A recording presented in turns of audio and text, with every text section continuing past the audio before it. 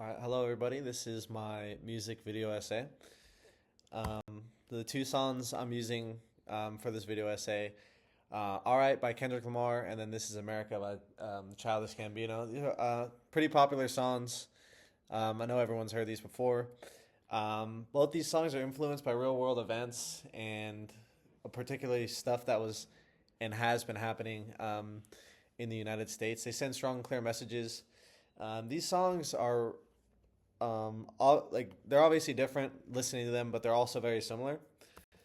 Some of the similarities when you listen to these songs on the surface, like your first listen, they don't sound similar at all. But I listened to the instrumentals of both songs, and if you take away the drums or whatever that is in the background of "This Is America," they almost sound identical. So that plays into the idea of like pseudo individualization, where it gives this idea of uniqueness. These songs sound unique compared to each other, but really they're very similar. Same thing with like the lyrics. Like the lyrics are completely different, but they send the same message. So that plays into the pseudo individualization again. They don't really sound or have the same lyrics at all, but in reality, they're pretty much not identical, but they're very similar. They follow traditional intros and outros too. This is more looking into like the standardization. Like in the beginning of "This Is America," you have like I think it's trumpets, and then it gets into the beat, and then the outro. There's like more trumpets as the song ends, and then in "All Right" by Kendrick Lamar, there's like I don't know if I forget it. It's like jazz or something, but it does that, gets into the beat, and then it has a similar outro. And again, this is like all the standardization, like the chorus and the hook. Obviously, for both songs, Kendrick Lamar, "We're Gonna Be All Right," and then obviously "This Is America" for Childish Gambino. They have those very very typical in popular songs, and then this from the textbook. It's kind of cut off, but not really. A hit song is treated more leniently today if it does not respect the 32 bars or the compass of the ninth than if it includes even the most elusive melodic or harmonic detail which falls outside of the idiom. Basically, what it's saying is a song can break all these kind of rules and do different things, but as soon as you break from the structure of how a popular song is supposed to go, you don't get a lot of leniency. And as we see in these two songs, they both follow very very similar structures to each other, but also a lot of popular songs. And then the political economy is very important to look at for these two songs. Kendrick Lamar has already, at the time he released this, he was already famous for making music like this, talking about the social injustices and all that. Call it conscious rap too, I think they call it. He was already famous for making this type of music, so this was kind of right in his zone.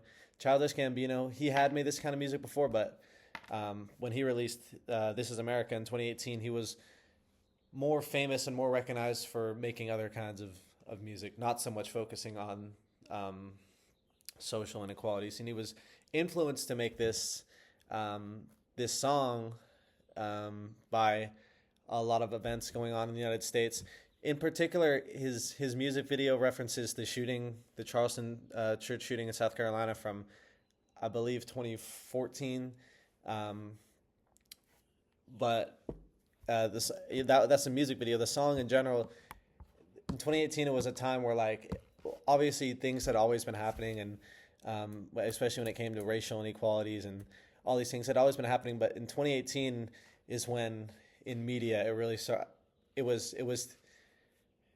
taking off even further, like these kind of songs and these like movements, not movements, but like these songs talking about all these inequalities and stuff. So this was like a very big time for this kind of music. It still is today, but and then Kendrick Lamar's song, even though it was released in 2015, it was prominent when it came to the Black Lives Matter movement, especially over like or during the pandemic in 2020, early 2020s.